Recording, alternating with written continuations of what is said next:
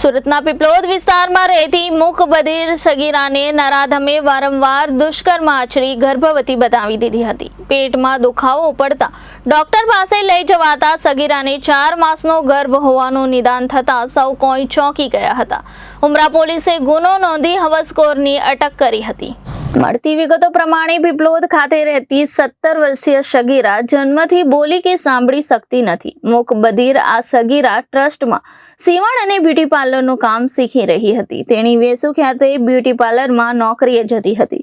દરમિયાન સગીરાને 15 દિવસથી પેટમાં દુખાવો થતો હતો. પરિવારજનો તેણીને નજીકના દવાખાને લઈ ગયા હતા.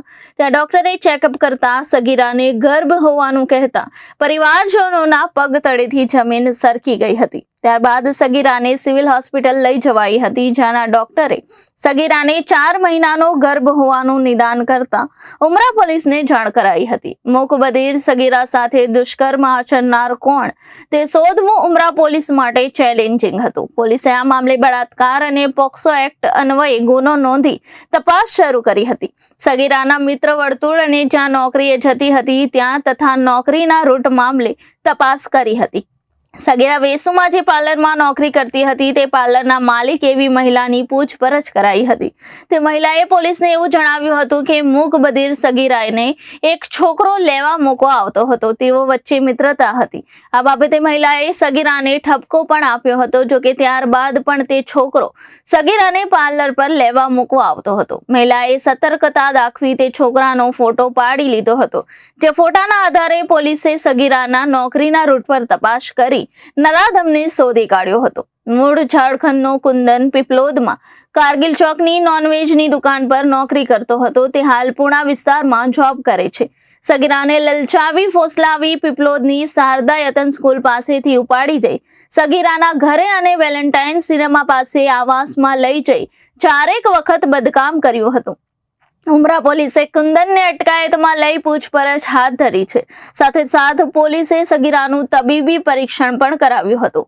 પીપલોદ કારગિલ ચોક ખાતે ચિકનની લારી ઉપર કામ કરતો હતો. ત્યાંથી આવજાવ કરતી રાધા સાથે પ્રેમ સંબંધ બંધાયો હતો. રાધા મૂક બધિર હતી, પરંતુ તેની સાંકેતિક ભાષાથી વિડીયો કોલ પર વાત કરતો હતો અને 2 વખત સગીરાના ઘરે અને 2 થી 3 વખત વેલેન્ટાઇન સિનેમા નજીક આવાસમાં સંબંધ બાંધ્યા હતા.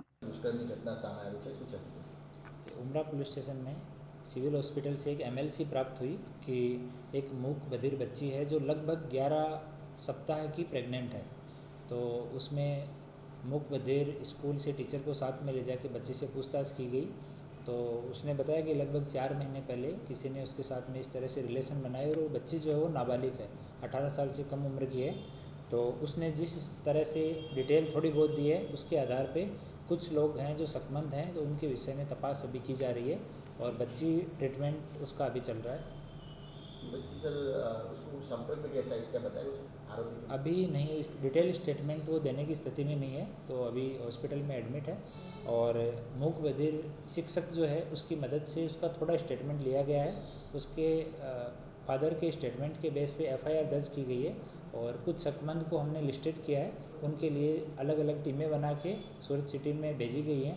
तो जैसे शकमंद पकड़ा जाएगा तो उसके बाद में पूछताछ में चीज़ें और बाहर आएंगी और बच्ची से भी वो थोड़ा सा उसकी हेल्थ ठीक हो जाए, वो स्टेटमेंट देने जैसी हो जाए, उसके बाद में उससे उसका फर्दर स्टेटमेंट लेके और आगे की कार्यवाही की जाएगी.